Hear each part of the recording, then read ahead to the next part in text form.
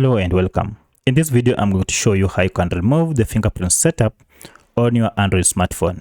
Now for this tutorial, I'm going to use the Redmi Note 10. However, the process should be the same on any Android smartphone.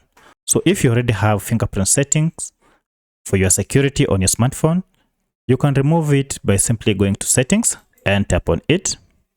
Now from here, look for the security option, passwords and security. For your case, it should be something related to this.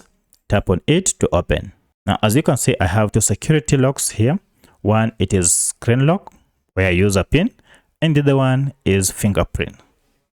So I want to remove the fingerprints on my smartphone. So all I need to do is to tap on fingerprint, and then I'll have to enter my pin to proceed. Now, as you can see, I have one fingerprint that is active on my smartphone, and to remove it, all I need to do is to tap on it, and then choose the option down here, remove fingerprint, as you can see it here.